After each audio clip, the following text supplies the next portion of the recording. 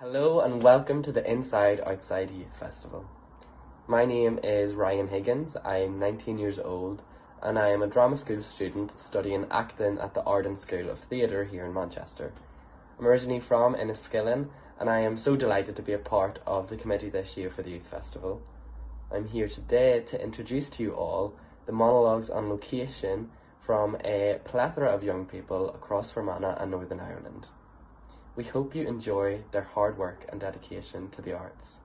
Sit back, relax, and enjoy the show.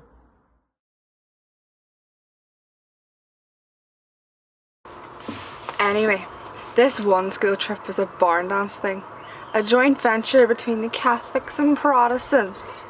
Off to the Ulster American Folk Park to immerse ourselves in the story, the brave immigrants who made the journey across the Atlantic to America. Hundreds of years ago.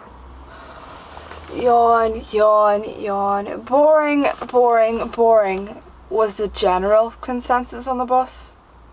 We were too interested in what we would say to the boys who occupied the back seats, and they were too interested in what they'd say to us. Which one do you like?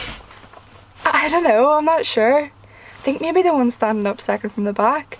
He keeps looking at you. You sure? Yeah, of course I am.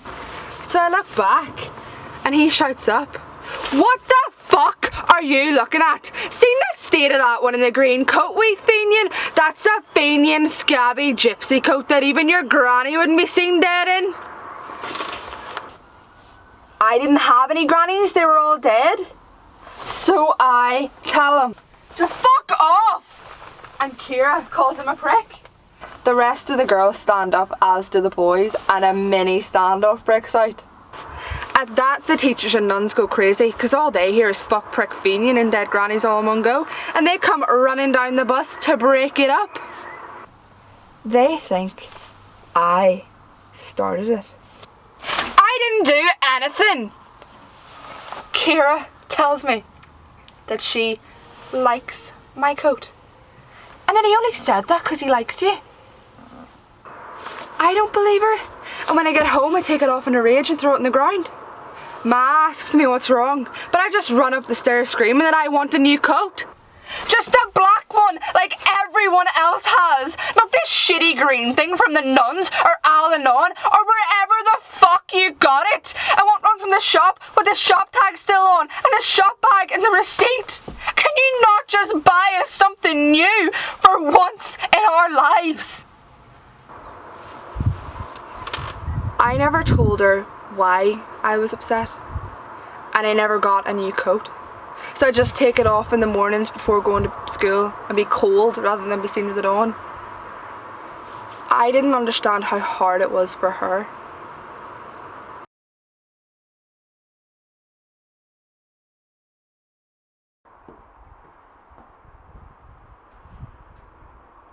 I'm causing Maisie a lot of pain by not moving in with her. Moving in with each other. That's what normal people do. It is. It's normal. But Maisie's making me feel bad. She has no right to make me feel like this.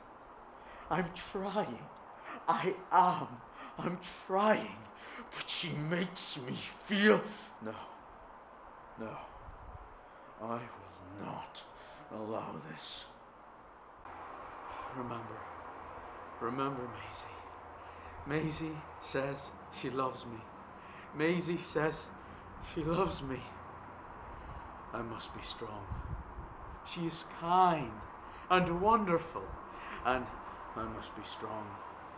But she twists all the thoughts up inside of me. She forces me to be like this. It's not my fault. It's not. Maisie says she loves me. Maisie says she loves me. Maisie says she loves me. I must be vigilant in my thoughts. I must not allow them to come out. I must push them down and fight them. I must be strong. I will not allow myself to be weak. Remember, Sheldon. Maisie wants to be with me. I should remember this. Maisie wants to be with me. Me! I go to see Maisie. I've been unkind to her, and I want her to know this. I want her to know that I care about her. I brought her flowers. In the florists, they look so big and beautiful. But outside her doorstep, they look shriveled and pathetic. Then I can't remember if she likes flowers. Why have I bought her flowers? Stupid, stupid, stupid! Then the door opens, and I can see there and then that flowers aren't Maisie's thing, but she takes them graciously. As I talk to Maisie, the sounds in my mouth just get stuck. They don't seem to want to come out, and the more I talk and talk, they just get stuck at the back of my throat. Then I grasp and grope my way into finally telling Maisie, Maisie,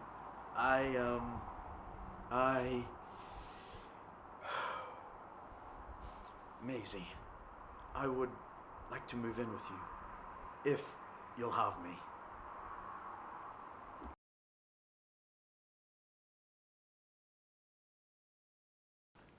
Friends, Romans, countrymen, lend me your ears.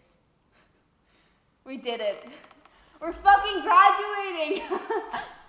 What? What do you mean I can't say it like that? It's graduation day. Nobody gives a shit what I'm saying. Nobody's even listening. Can you stop rolling your eyes at me? Fine, I'll read it from. Today, we graduate. You know, all my life I've been short. No, literally my whole life. I've always been the runny kid, the slowest. And I bet you think I'm gonna say it made me invisible, but it didn't. It made me small in everyone's eyes, like an ant, a bug that could be easily swatted away. It made my heart small, shrivel up in my chest. It made me look at this world full of giants, scared, like an ant. But then, I started doing roller derby, and a crazy thing happened. I grew instantly 3 inches, and I started knocking bitches, women, down, and getting knocked down again, and getting back up. I'm small, but I'm fast, and I'm powerful, and I got good balance. And best of all, I don't give up. So now when I take off my skates, I don't shrink no more. There's going to be times in our lives outside the womb of college. Can I say womb? Okay. Outside the womb of college, where we're going to feel less than. We're going to feel small. But it's just an illusion, a trick of the giants all around us. Don't let nobody take away your voice. Make it louder. Don't let nobody sound on you. Trip them instead. And don't let nobody shrivel your heart. Do what you gotta to make it grow. So, how about that? That was good, right? Yeah, I know it was.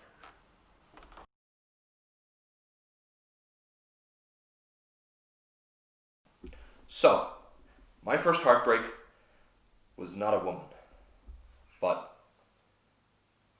Happy Meal.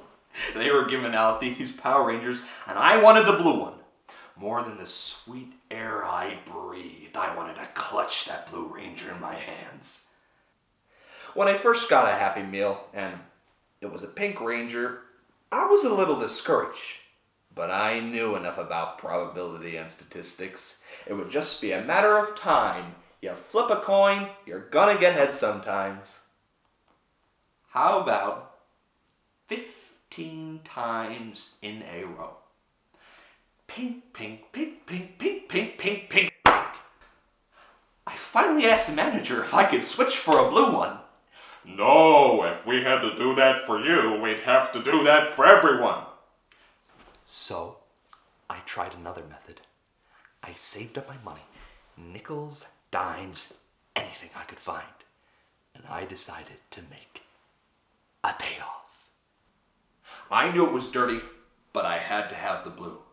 So, I brought in a baggie that was so full of change it was ripping at the seams, and I plopped it on the counter and said, "Happy Meal, blue, and keep the change." The worker looked at me and smiled. I think we had a taciturn agreement. She wouldn't accept my extra money, saying something about not being allowed to receive gratuities and return with my Happy Meal box. I ripped it open, only to find a yellow creature staring back at me. What is this? What in the name of grotesquely large-footed, freaky, red-nosed clown is this? The worker whispered, "It's our last one. Pikachu. And everyone wants one." What the Pika what? It sounds like a weird game of hide and seek where you eat the person once you find him. I may have been the only kid ever banned from McDonald's. Who knew a ketchup packet could be such a weapon?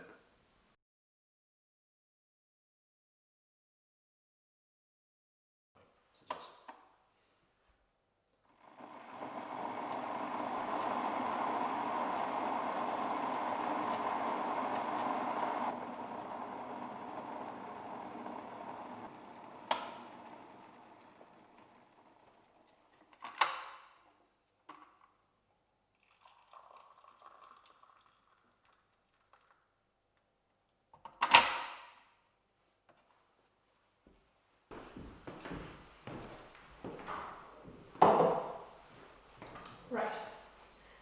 Difficult, is it? Do you want to know what else is difficult? Do you want to laugh? 11 years.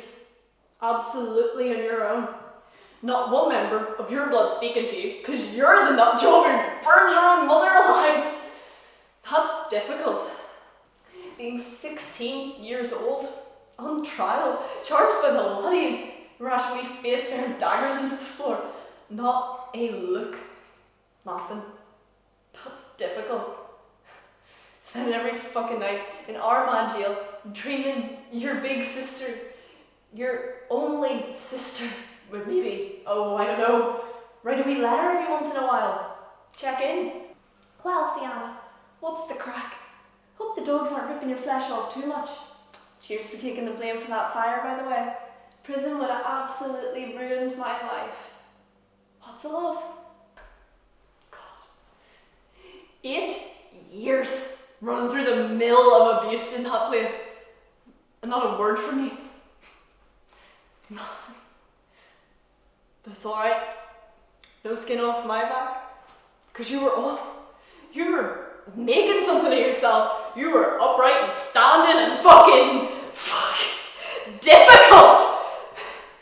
Pissing my life up a wall. Sacrificing myself for you in the name of penance. That's too fucking difficult.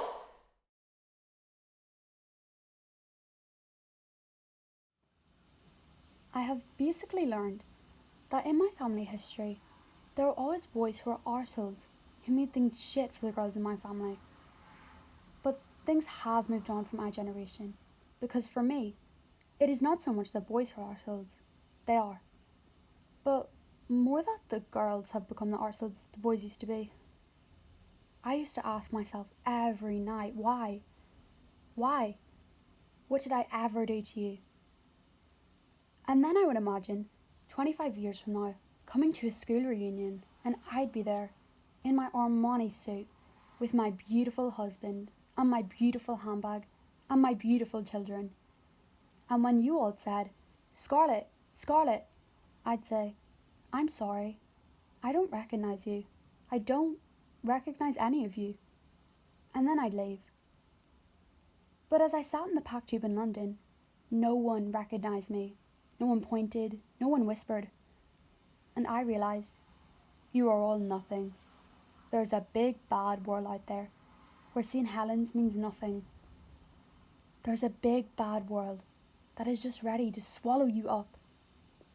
But when it swallows up you lot, it will vomit you back up. Because you are ingestible girls. That's the kind of girls you are. You are food poisoning.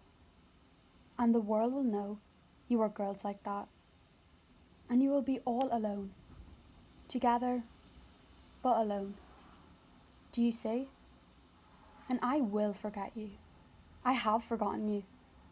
Because I am not a St. Helens girl. But you will not forget me. After all, you have my photo to remember me by.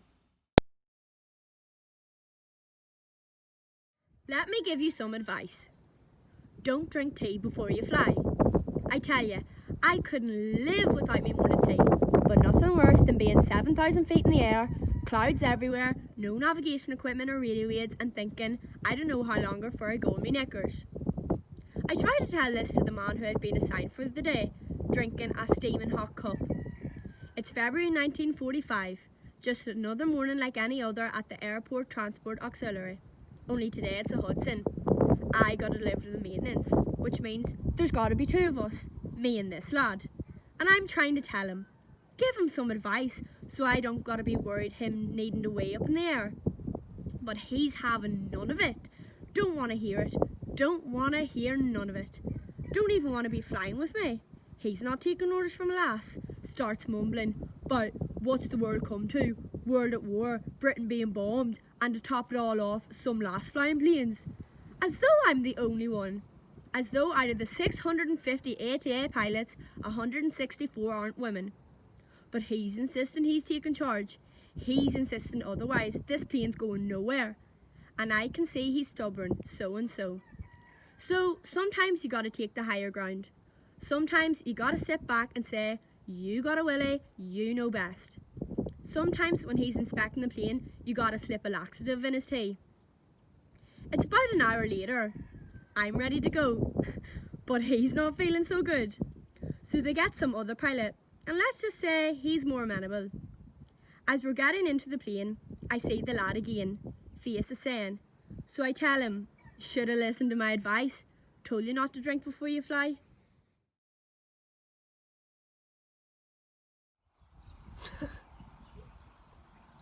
When I look in the mirror,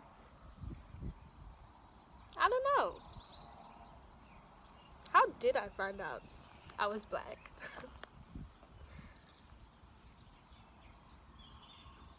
When I grew up and I looked in the mirror and I saw I was black.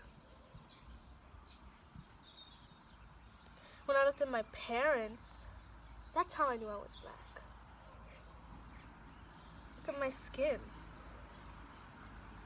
You black?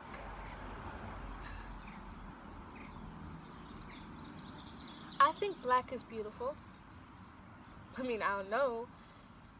That's just what I always say. You know, I think white is beautiful too. But I think black is beautiful too.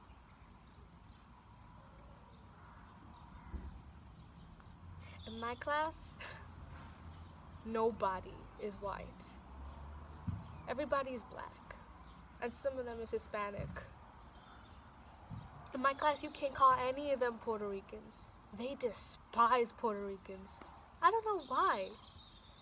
They think that Puerto Ricans are stuck up and everything. Like they say, oh my God, my nail broke. Look at that cute guy and everything. But they act like that themselves.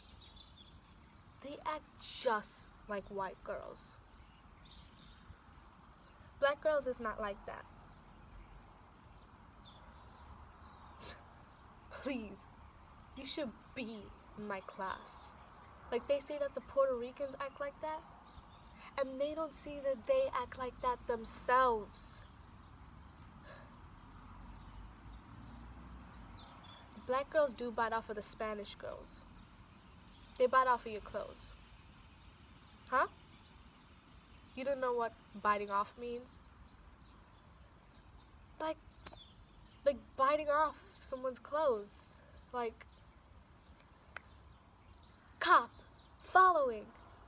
And last year they used to have a lot of girls like that. Like they'd come to school with a style, right? And if they see another girl with that style, oh my God. Look at her. Who she thinks she is? She trying to bite off of me in some way. No. Don't be biting off of my sneakers or anything like that. Or doing a hairstyle. I mean, black people are into hairstyles. They come to school, see somebody with a certain style. They say, I gotta get me one just like that. That's how black people are.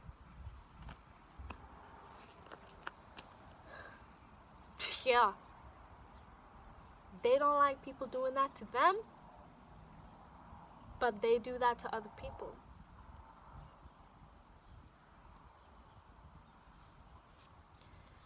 So the black girls follow the Spanish girls.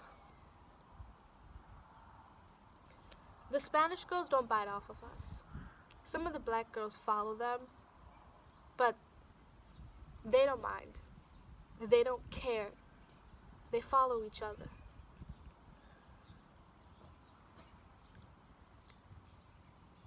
There's 3 girls in my class. They're from the Dominican Republic. They stick together like glue. They're 3 best friends. They don't follow nobody. They're just themselves.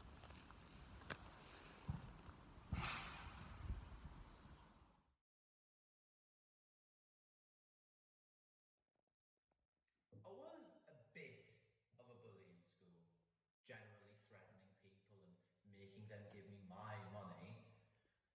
It was horrible, really horrible. But I didn't learn much at school. I liked English and I liked maths, and I got slung out of all the rest. No, my CSC cookery example, that was a bit of a laugh. You had to make this 3-course meal, your starters, your main course, and your afters. For the starters, can't remember what happened to it, don't really care. But for my main course, it was spaghetti bolognese. Or in my case, just bolognese, because I forgot the spaghetti on the day. And the afters, an apple tart. Now my apple sank into the tart, and as if that wasn't bad enough, the whole thing caught on fire! You had to mark it with your name and stuff. And the examiner comes up and takes one look at mine and goes, "Oh dear! This simply is not appetizing enough." Out of order, it says. So I look her dead in the eye and I go, "I don't care if you think it's appetizing or not, you stupid old tart." And I walked out saying, "And he ain't fucking coming back to this don't know more either." And it didn't.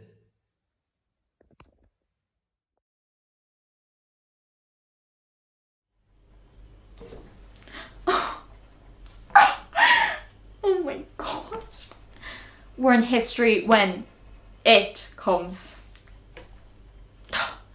Miss is droning on. She's highlighting keywords on the board, and like every time she raises her arm to write, you can like see her bingo wings through the opening of her sleeves. Like someone should really tell her it's illegal for 50-year-olds to be wearing short sleeves. Maybe I should like write her a note or something. Anonymously, of course, but like as a courtesy.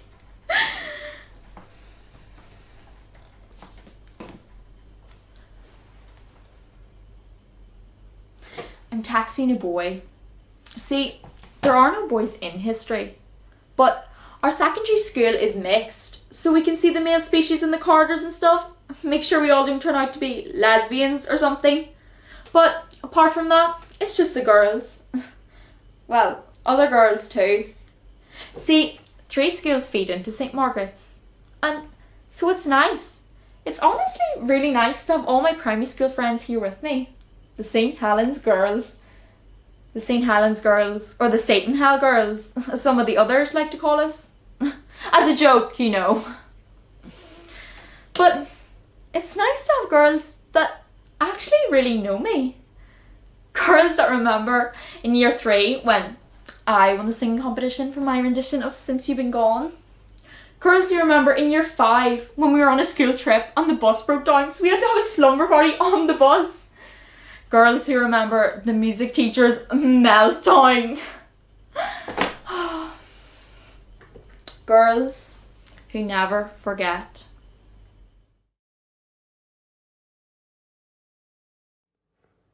The invitation reads, St George's Swimming Baths, Buckingham Palace Road, 11 p.m, 12th of July 1928. The colours of the other girls' suits are dazzling. Some of them change suits 2 or 3 times. I've only brought the one, but I don't mind.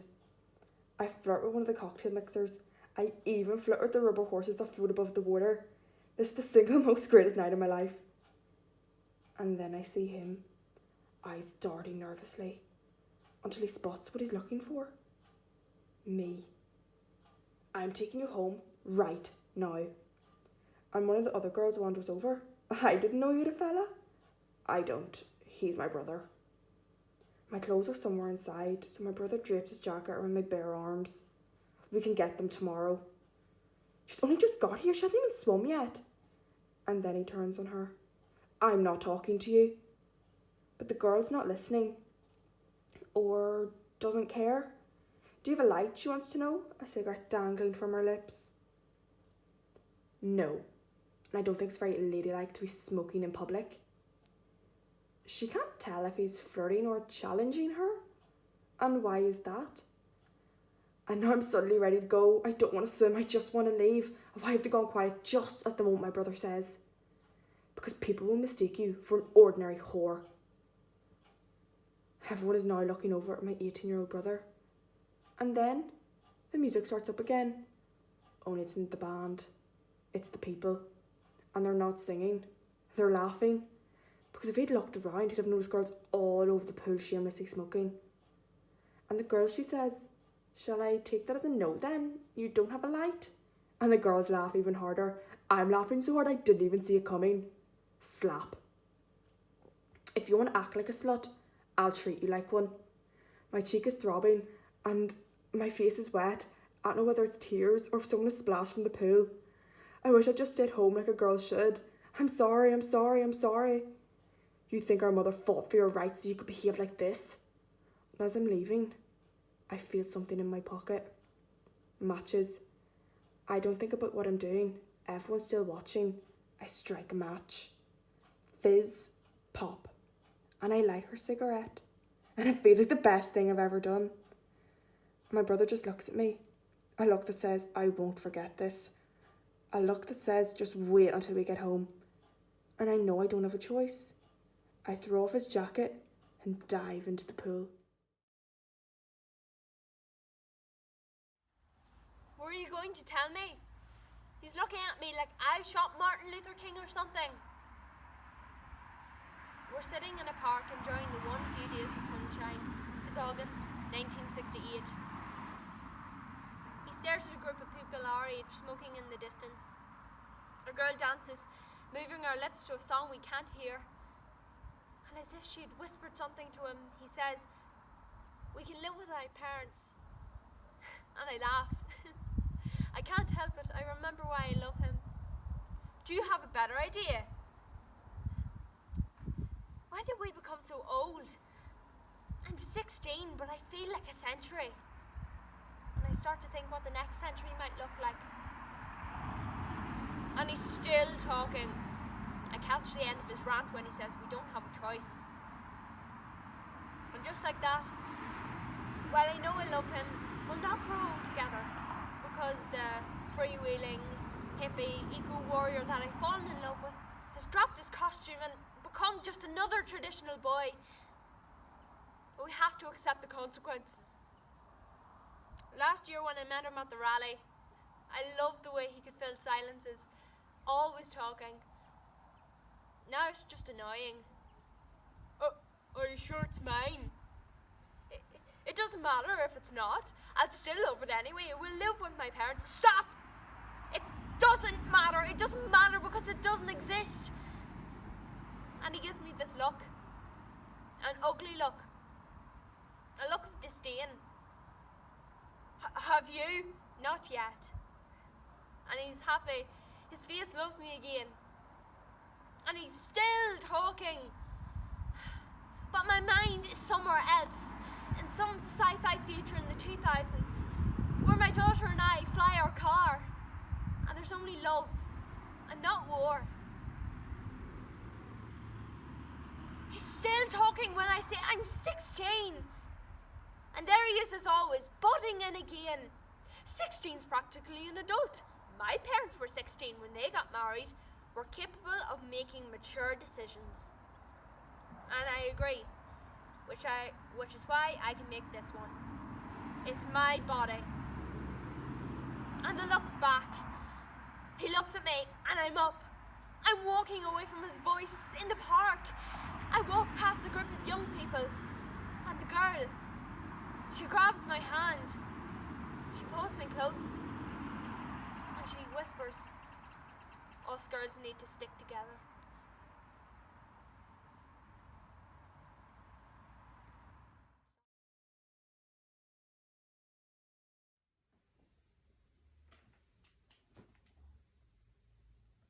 Last night my sister asked me why.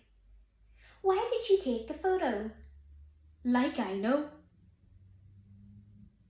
But I did wonder about it for a minute, like when I got the photo. Probably it was a boy. Russell. Probably he made her feel as though he'd lose interest if she didn't, 'cause some other girl would.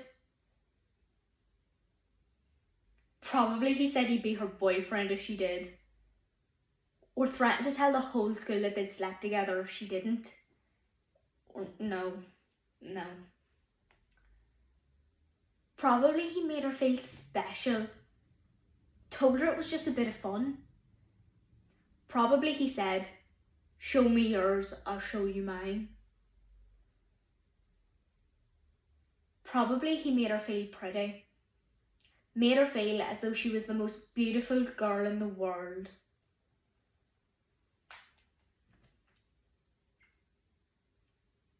Or maybe he didn't. Maybe he made her feel ugly. Made her feel as though she could never get a guy like him. He probably made her feel worthless. He probably rejected her. He said he regretted what they'd done. She probably thought if she just flash, click, buzzed, then he'll pay attention.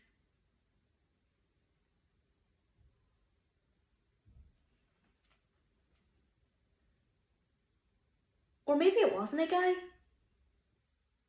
Maybe she just took it, just to see. Maybe she wanted to know what she would look like as a page 3 girl. Or maybe it was innocent. She probably can't wait to get home to delete the photo off of her desktop so the same thing wouldn't happen to her. I mean, I don't know what I'm saying. Never mind. Thank God my ex-boyfriend is a decent, loyal guy. That's all I'm saying.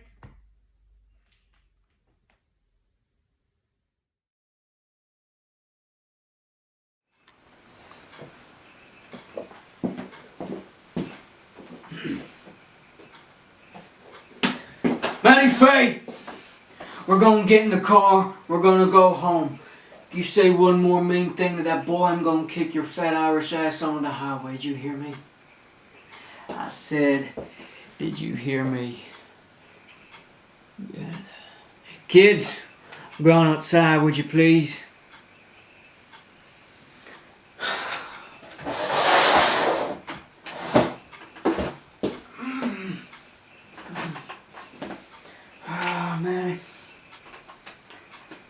I don't understand this. I look at you and your sister and the way you talk to people, I can't understand it. I hear the meanness in your voice, and I can't understand why folks just can't be respectful of one another. Oh, you're tearing my hair out. You're driving me insane. My family didn't treat each other that way. I seen that look at your face. You would better not say anything about my family right now. I mean it. We buried a man yesterday I love very much. And to hear you talk about your own son in that way dishonors Beverly's memory. For whatever faults he may have had, he was a good, a kind, a decent person. You dishonored him like that, treating your son. I won't stand for it. I need a drink. Okay, I can't do this, Maddie. We've been married 38 years. I wouldn't trade him for nothing. If you can't find a generous place in your own heart, your own son,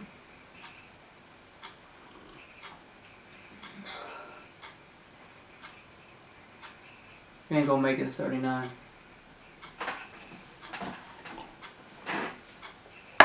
So, take the time, think about your next move.